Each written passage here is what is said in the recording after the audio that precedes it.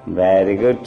आज पापा अमेरिका से लेक्चरर आए हुए थे। अरे वाह। और उन्होंने आपको पता है हमें बताया ग्लोबल वार्मिंग के बारे में। ग्लोबल वार्मिंग के बारे में? हाँ पापा, ग्लोबल वार्मिंग का मुद्दा अमेरिका वालों ने उठाया है, इसलिए तो वो दुनिया का एडवांस कंट्री माना जाता है।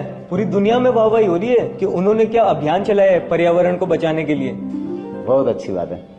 हाँ, इनको जानते हैं आप?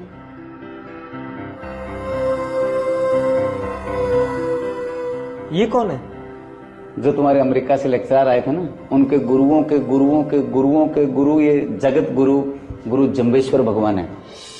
आज से 550 साल पहले राजस्थान के एक छोटे से गांव से ग्लोबल वार्मिंग का मुद्दा उठाया था। लोगों को बताया कि पर्यावरण हमारे लिए क्यों जरूरी है। हमारी विडंबना यही है कि हम अमेरिका के लेक्चररों को तो बहुत ध्यान से सुनते हैं, लेकिन हमारे महापुरुषों ने जो पर्यावरण को लेकर अभियान शुरू किया उस पर हम ध्यान नहीं देते।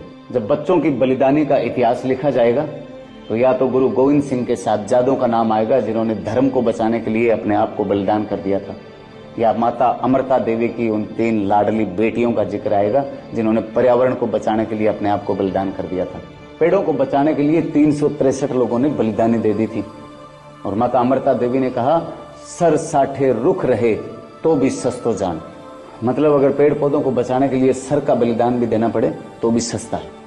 राजस्थान के छोटे से गांव समराथल में सन 1542 में बिश्नोई धर्म की गुरुजी ने स्थापना की।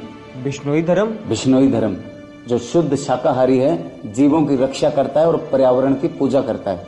कोरोना में आके सब साइंटिस्ट ने कहा कि हमारे लिए ऑक्सीजन कितनी जरूरी है। ये बात हमारे गुरु जम्बेश्वर भगवान ने आज से 550 साल पहले कह दी थी।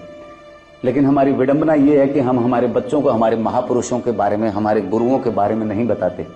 सिर्फ अगरबत्ती करने से, पूजा करने से महापुरुष महान नहीं होते। उनके विचारों को अपनाने से हम लोग महान होते हैं। हमारा समाज, हमारा धर्म, हमारा हिंदुस्तान महान होता है। और बच्चे सीखते हैं कि हमारे पर्यावरण को बचाने की मुहिम कहाँ से शुरू हुई थी और हमें उसको कैसे बचाए रखना है। ये होम हवन जिसको लोग अंधविश्वास समझ लेते हैं, वो हमारे महापुरुषों ने बताया था कि देसी घी का हवन करने से कितनी बीमारियां खत्म होती है, कितना हमारा वातावरण शुद्ध होता है, कितने जीवाणु रोगाणु खत्म होते हैं। अगली बार जब अमेरिका के लेक्चरर आपके कॉलेज में आए तो उनसे पूछना कि सर आपने एनवायरमेंट की, ग्लोबल वार्मिंग की इंस्पिरेशन कहाँ से ली। उनके गुरुओं के गुरु भी यही बताएंगे कि हमने गुरु जम्बेश्वर भगवान से सीखा है कि पर्यावरण हमारे लिए कितना जरूरी है। लेकिन पापा मुझे एक बात नहीं समझ आई, इन महापुरुषों के बारे में हमें स्कूल कॉलेज की किताबों में क्यों नहीं पढ़ाया जाता? हाँ बेटा, स्कूलों में पढ़ाना तो चाहिए, लेकिन हमारे गुरुओं ने, सदगुरुओं ने कहा है कि माँ बाप से बड़ा कोई गुरु नहीं होता। माँ बाप का भी फर्ज बनता है कि हम हमारे महापुरुषों के बारे में बच्चों को जानकारियां देते रहें। और हाँ, विश्व में एडवांस कंट्री इंडिया ही था, इंडिया ही है, इंडिया ही रहेगा।